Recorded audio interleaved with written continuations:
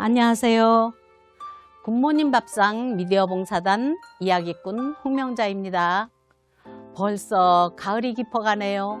추석도 지났고 곡식이 연걸어가는 황금 들판 물결치는 계절입니다. 머지않아 눈이 내리는 겨울이 오겠지요. 그간 잘들 지내셨나요? 무더위와 긴 장마의 건강들은 어떻게 잘 유지하고 계신가요? 식사도 잘 하시고 계시죠? 환절기다 보니 이제는 또 감기 조심하셔야겠어요.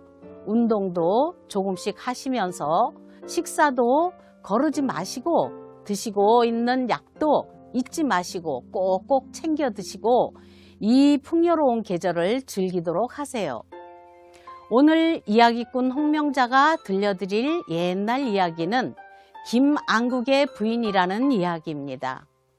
옛날에 대제학이라는 벼슬이 있었답니다. 지금 우리나라 서울대학교 총장격인 벼슬인데요. 모든 학문에서 가장 권위 있는 자리였답니다.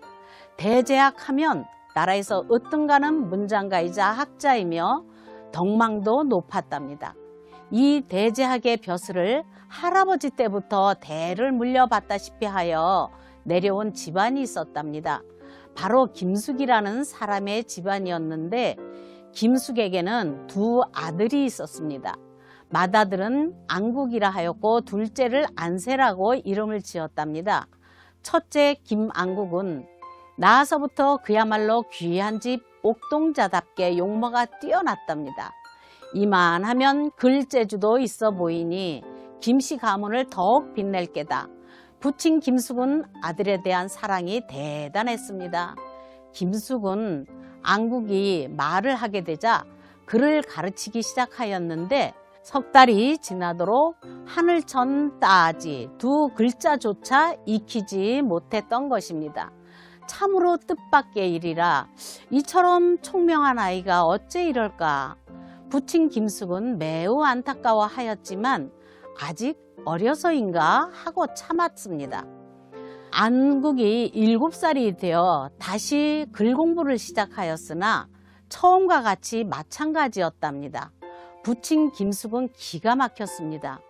어찌 이럴 수가 있나. 사내답게 잘생긴 얼굴에 슬기롭기까지 한데 일단 책만 펴면 바보 천취가 되어버립니다. 참 병괴로다.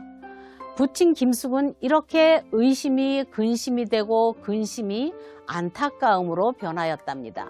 그래서 혹시나 하고 때를 기다리며 꾹 참아가며 꾸준히 가르쳐 보았고 별의별 방법을 다 동원하여 아이에게 글을 가르치려 노력하였으나 안국은 도무지 하늘천 따지 단 두 자를 익히지 못하는 것이었습니다. 한 해, 두 해, 그리고 자그마치 나이 14살이 되어도 매일반이었답니다.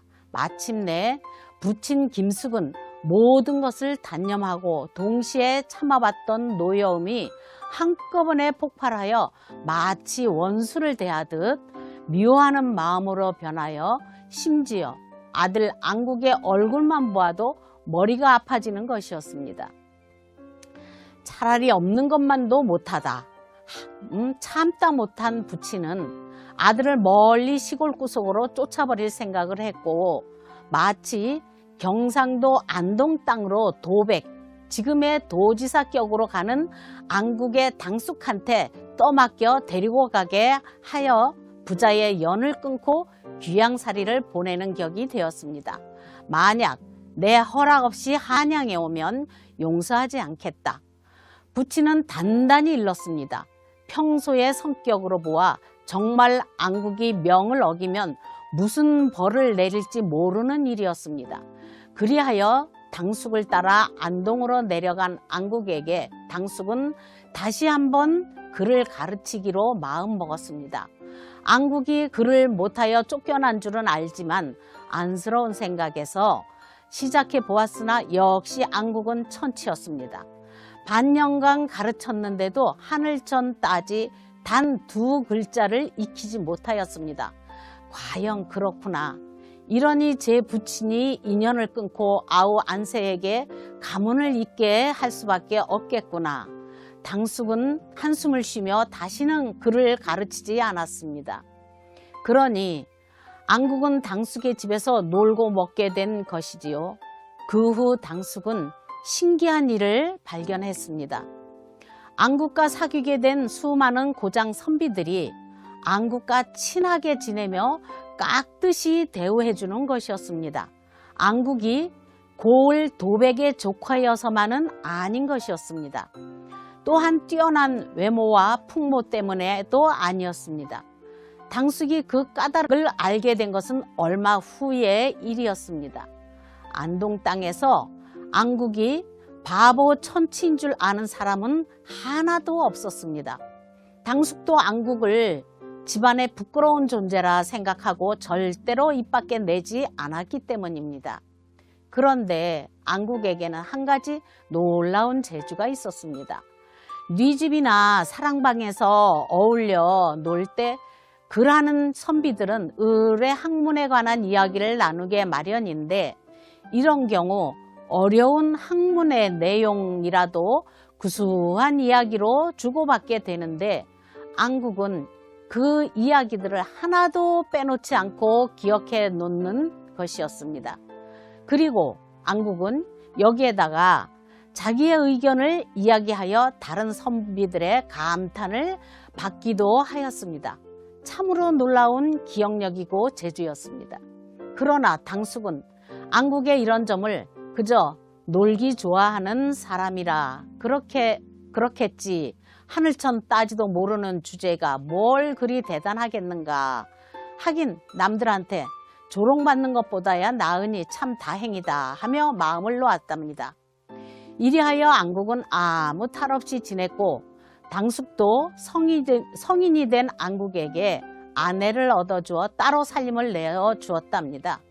새 살림을 차린 안국은 석 달 동안 방 안에 처박혀 아무것도 하지 않고 그저 멍하니 천장만 바라보며 지냈답니다. 이렇게 되자 부인도 차츰 수상한 생각이 들어 어찌하여 장래에 공을 세워 이름을 떨칠 생각을 안 하십니까?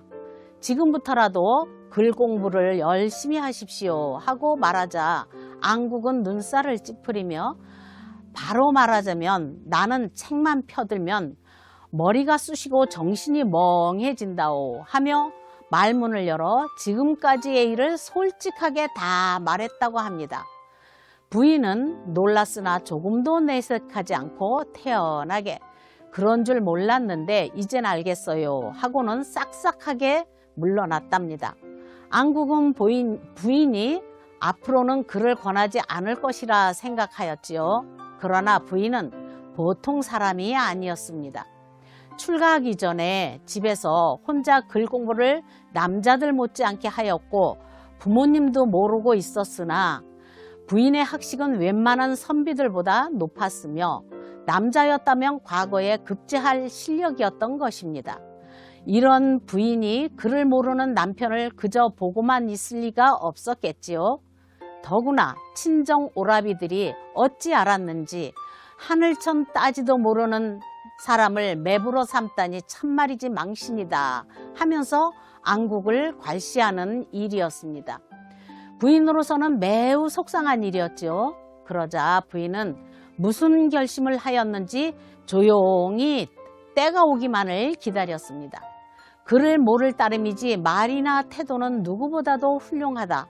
더군다나 한 번 듣고 본 일은 절대 잊지 않는다. 그러니 재주는 비상한데 글을 가르치거나 배우는 방법이 나빴을지도 모른다. 무슨 도리가 없을까? 부인은 곰곰이 생각하였습니다. 어느 날 안국이 혼자 멍하니 방에 앉아 있을 때 부인이 상냥하게 말했습니다. 그렇게 심심하시면 저하고 이야기나 하실까요? 하자 안국이 반색을 하며 그거 좋은 말이요. 그렇지만 나는 이야기거리가 없소 하며 난처해 합니다. 그러면 제가 옛날 이야기를 해드리지요 하니 어디 한번 들어봅시다 하며 기뻐합니다. 처음 있는 일이라 호기심도 있었지요. 부인은 안국에게 역사 이야기를 들려주기 시작하였습니다. 안국은 마치 사랑방에서 듣던 옛날 이야기처럼 정말 재밌게 정신을 놓고 듣다가 신나는 대목이 나오면 저도 모르게 연신 손뼉을 치며 들었습니다. 언제나 한 줄거리 이야기가 끝나면 부인은 그때마다 이렇게 물었답니다. 모처럼 재미있게 들으셨지만 한 번 듣고 다 잊으시는 것은 아니겠지요? 하고 물으면 안국은 펄쩍 뛰며 있다니요. 네, 비록 글은 모르지만 한 번 들은 것은 절대 잊은 적이 없다오 한다. 그러시다면 어디 제가 해준 이야기를 다시 한번 해보시겠어요? 하면 안국은 그래 봅시다 하며 아내에게 들은 이야기를 그대로 다시 이야기하였습니다. 그토록 긴 이야기를 처음부터 끝까지 한 구절도 빼놓지 않고 모두 다 외웠고 게다가 감동할 만한 대목에서는 자기 의견을 섞어서 힘주어 말하는 것이었습니다. 내 생각이 옳았구나. 부인은 기뻐했습니다. 참 용하십니다 하며 칭찬을 아끼지 않았답니다. 이런 날이 매일처럼 계속되었고 안국도 서둘러 이야기를 재촉하게 되었습니다.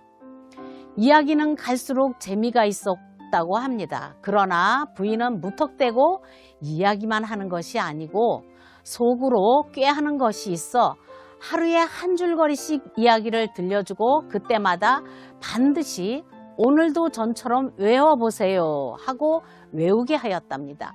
안국의 기억력은 여전했고 안국의 이야기에 대한 생각과 의견이 풍부해졌으며 다시 말해 옛날 역사에 관한 지식이 차츰 더해졌고 이렇게 한 지 10여 일이 지난 후 부인은 이젠 옛날 이야기 그만하겠어요 하고 말했답니다.